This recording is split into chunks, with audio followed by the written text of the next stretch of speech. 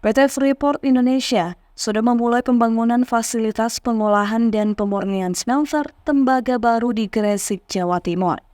Bahkan pada 12 Oktober 2021 lalu, peletakan batu pertama atau groundbreaking diresmikan langsung oleh Presiden Republik Indonesia Joko Widodo. Namun proyek pembangunan smelter di Gresik ini menimbulkan protes dari sebagian masyarakat Papua. Salah satu yang mengungkapkan keberatan adalah Presiden Literasi Anak Papua, Muhammad Ridwan Kambori. Dia mengungkapkan pandangannya mengapa pabrik smelter tidak dibangun di tanah Papua, mengingat PT Freeport Indonesia telah lama beroperasi di daerah tersebut. Kebijakan tersebut dianggap sebagai kebijakan rasis, karena Papua terlalu baik dalam memberikan bahan mentah sumber daya alam yang nantinya diolah menjadi bahan jadi yang mempunyai nilai jual tinggi. Ketika negara serius membangun Papua, maka hal tersebut jangan dibiarkan terjadi di atas tanah Papua.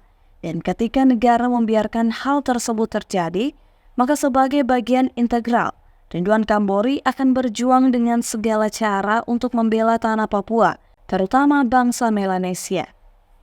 Menurutnya, potensi ekonomi Papua akan terserap keluar Papua, dan Papua akan menjadi konsumen atas sumber daya alam yang dihasilkan oleh perut bumi Papua sendiri.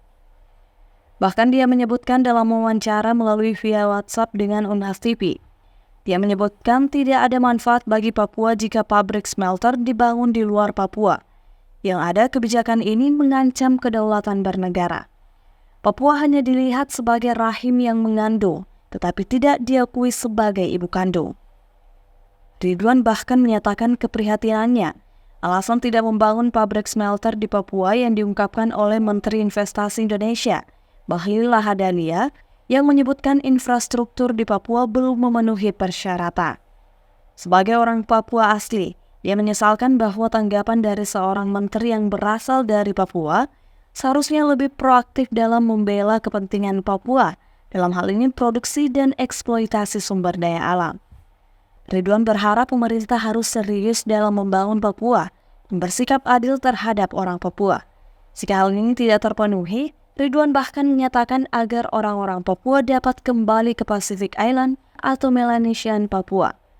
Menyoroti ketidakpuasan yang dirasakan atas perlakuan yang dianggap tidak adil terhadap Papua. Rahmatia melaporkan untuk Unhas TV.